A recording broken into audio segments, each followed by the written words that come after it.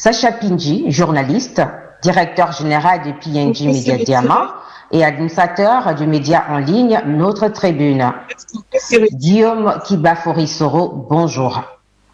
Alors, vous êtes aujourd'hui à la tête d'un mouvement politique appelé GPS, un mouvement d'ailleurs qui vous conduira à une élection présidentielle en Côte d'Ivoire, votre pays, une élection qui fait couler beaucoup d'encre et de salive, mais qui apparemment vous laisse la tête froide, vu que vous avez affirmé votre candidature au lendemain de la décision de la Cour africaine de droits de l'homme et des peuples, qui vous donne votre légitimité et interpelle plus d'un en Afrique.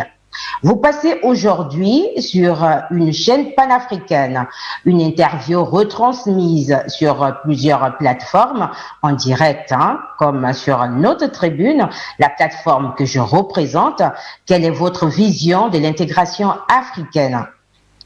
Pour parler de la Côte d'Ivoire, le pays où vous serez certainement président au lendemain de cette élection présidentielle, quelles sont vos ambitions pour la jeunesse ivoirienne lorsque on sait que nombreux se livrent à la délinquance juvénile à travers le pays, certains sont appelés microbes et d'autres bravent la Méditerranée au péril de leur vie à la recherche d'asile, sinon de meilleures conditions de vie. Et selon le rapport de l'OIM et de l'OFPRA, la Côte d'Ivoire est le 3e pays en Afrique où l'immigration est grandissante. Et l'Afrique voit malheureusement ses enfants mourir chaque jour en mer. Guillaume Kibafori-Soro, le monde entier, l'Afrique vous regarde. La Côte d'Ivoire en particulier reste attentive à cette interview. Merci. Merci, madame. Alors, la première question a trait à la question de ma candidature. Madame, je vous remercie de me voir président de la Côte d'Ivoire et c'est une réalité. Je serai le président de la République de Côte d'Ivoire. Ouattara n'est pas le prochain président de la République de Côte d'Ivoire. Comprenne qui pourra. Alors, sur la question de l'intégration africaine, je dois vous dire que personnellement, je suis un panafricain. Et je crois fondamentalement au génie créateur des enfants, des filles et des fils d'Afrique pour assumer la destinée de ce continent dans la solidarité, pour promouvoir l'Afrique et pour créer les richesses, le progrès et le bonheur pour notre continent. Alors, quand on dit qu'on est panafricaniste, je ne suis pas un panafricaniste dogmatique. Je suis de ceux qui pensent que l'Afrique, comme l'Asie d'ailleurs, qui a réussi à prendre son indépendance, l'Afrique doit, dans la solidarité, bâtir, n'est-ce pas, donc la légitimité de notre continent à diriger, à créer des richesses et à interagir avec tous les autres continents. Je pourrais, si vous le souhaitez, après, vous dire ma compréhension et l'histoire du panafricanisme sur notre continent. Mais je pourrais le faire en d'autres temps. Donc, l'intégration africaine, j'y crois, je suis partisan, parce que je pense que la balkanisation de l'Afrique, les micro-États que nous avons avec 1 million d'habitants, 3 millions d'habitants, 5 millions, 10 millions, 20 millions, ce ne sont pas des marchés viables qui permettent réellement une vraie compétition mondiale. Vous savez très bien que, par exemple, l'Europe, c'est entre 300 millions et 400 millions d'habitants, c'est un gros marché, c'est à peu près la même chose donc, pour les États-Unis. Donc, l'Afrique a intérêt à créer un marché. Et ce n'est pas en allant dans les balafres et les frontières intangibles de nos pays que nous réussirons à créer des marchés viables. Mais je suis de ces panafricanistes optimistes parce que je pense que notre génération la génération consciente en Afrique prendra ses responsabilités et ira de l'avant, aussi bien au plan économique.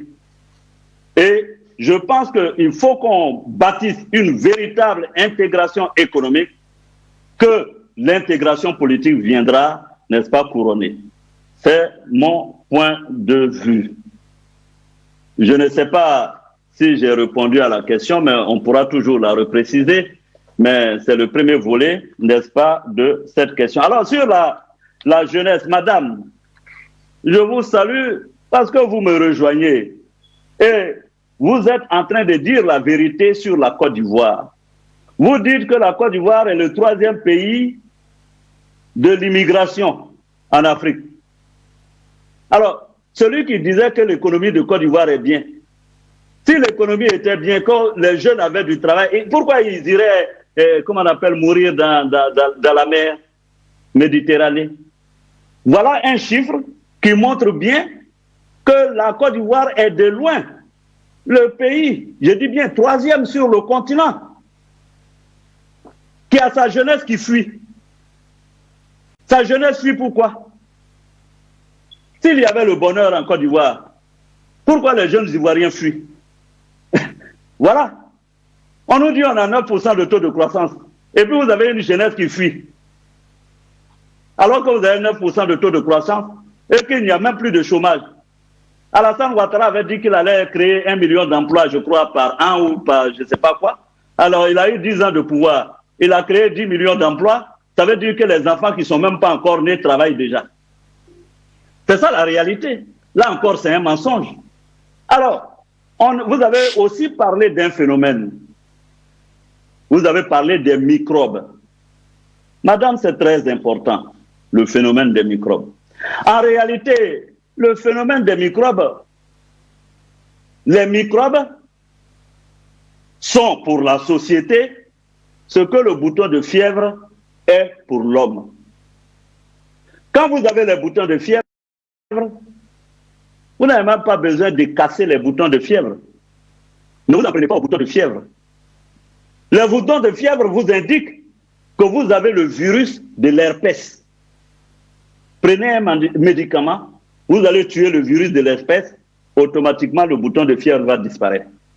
Donc, le phénomène que vous appelez le phénomène des microbes en Côte d'Ivoire, je vais vous l'expliquer, c'est un phénomène socio-économique.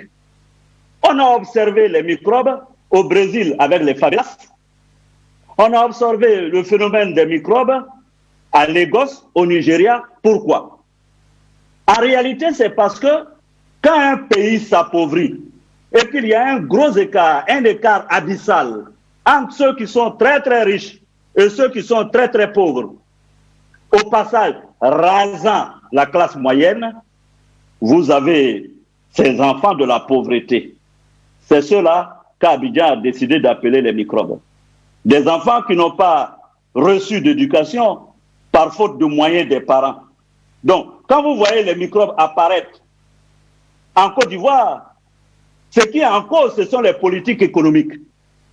Ça veut dire que l'ultralibéralisme, pour ne pas dire le néolibéralisme pratiqué par Ouattara, a rendu les pauvres de plus en plus pauvres et a enrichi les riches qui sont devenus de plus en plus riches, tuant au passage la classe moyenne.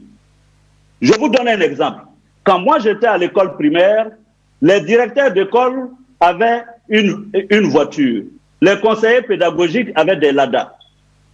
Aujourd'hui en Côte d'Ivoire, quand j'étais au collège, les professeurs pouvaient s'acheter une voiture. Quand j'étais au lycée, le professeur pouvait s'acheter une voiture, pouvait s'acheter une maison. Quand j'étais à l'université, les professeurs d'université avaient 2 voitures, une pour lui-même, une pour son épouse, une maison, et ils cotisaient pour acheter une 2e maison. Mais aujourd'hui, j'ai un ami qui est professeur à l'université.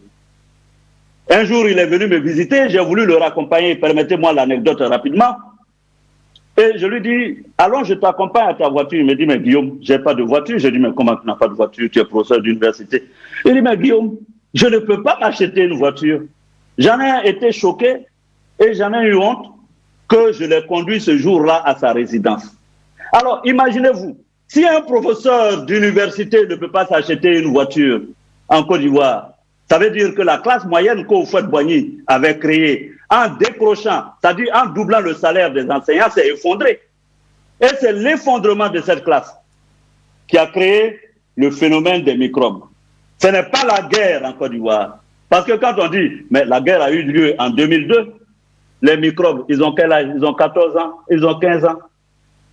Donc ça veut dire qu'en 2002, ils avaient 1 an où ils n'étaient même pas nés. Donc c'est la pauvreté.